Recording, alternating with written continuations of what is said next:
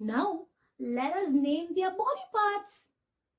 Yeah, body parts of a square, a rectangle, a triangle, and a circle. Didn't you learn circle? But we didn't name them. So today we're going to do the naming ceremony of all their body parts. Okay? Are you ready? Let's get into it. It's really interesting. All right. Now, in front of us, we have a square. So let us give a name. You can use any alphabets you want to give them names. I'm going to use A, B, C, and D. Okay. Now, how many sides does it have? 4 sides. 1, 2, 3, and 4. So we're going to name all the 4 sides. Okay.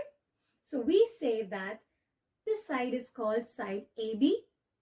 This side is called side BC.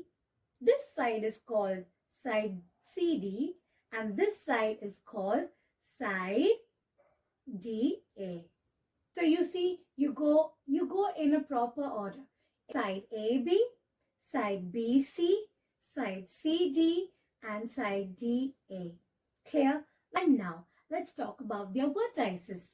So, over here we have vertex A, vertex B, vertex C, and vertex D.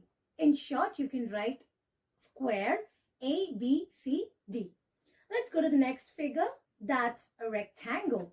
Let's give it a name. I'm going to give P, Q, R, and S. Okay, now what about the sides? 1, 2, 3, and 4. It has got 4 sides. Let's start naming it. The first side will be side PQ. Next side will be side QR. Next side will be side RS. And the next side will be side SP. Easy? Done. What about the vertices? Well, this is vertex P. This vertex Q. This will be vertex R. And this will be vertex S. Alright, that's it. Let's go to the next one. So easy. This figure in short can be written like this. Rectangle PQRS. So that's it. Let's go to the next one. There we have our triangle.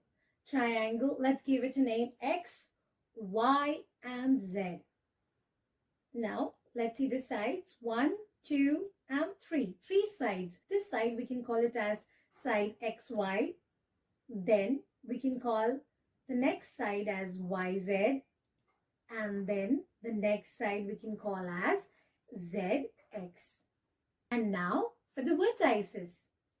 Vertex X, vertex Y, and vertex Z. Easy? And now, how do we write it in short? We write it as triangle XYZ. Okay. Now, let's go to the next one. A circle. Now, let's give a name to the center of the circle. The center of the circle is called point A. Now, from point A, any line drawn across which touches the circumference, I'm going to give it as B. So, its name is line AB, or you can call it as radius AB. Then, if I happen to draw another line, okay, and I give a name F to the point that touches the circumference, I get the name as line AF, or it's called as radius AF.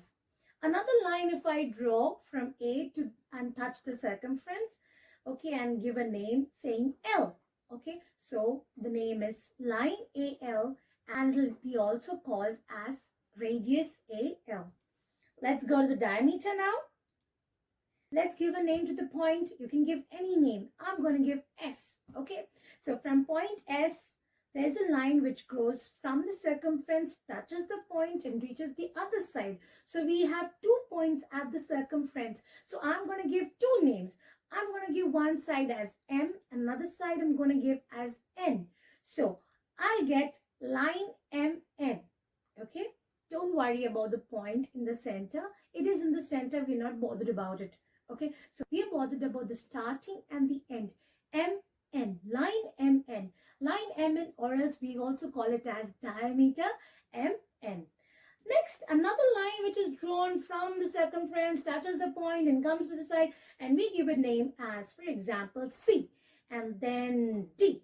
And so we have one whole big diameter. Okay, so that's line CD, or else we can even say it as diameter CD. Another line which is drawn from the circumference, touching the point to the other side of the circumference. Let's give it a name, J and K. So we have line JK, and it's also called as diameter JK. And I had asked you all one question last time. Which is the largest line in the circle? Did you get it?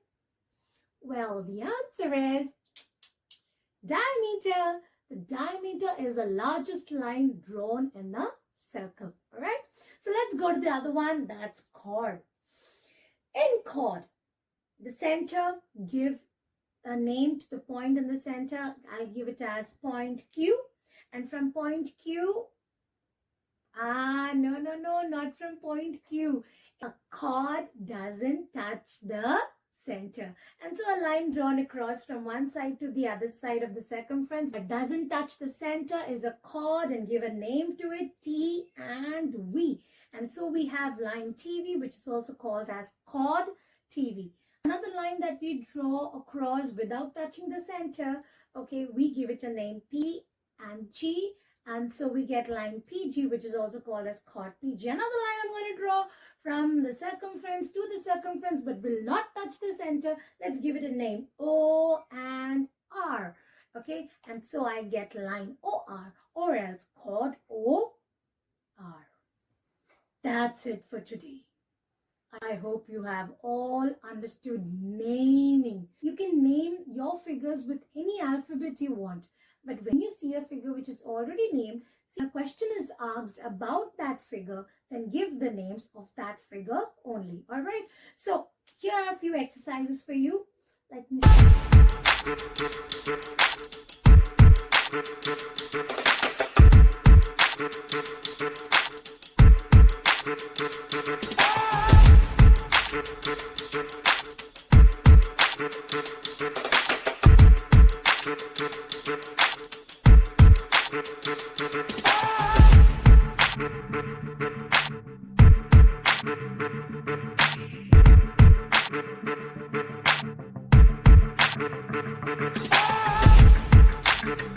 Alright kids, I hope you enjoyed examining with me. Don't forget them. Bye-bye.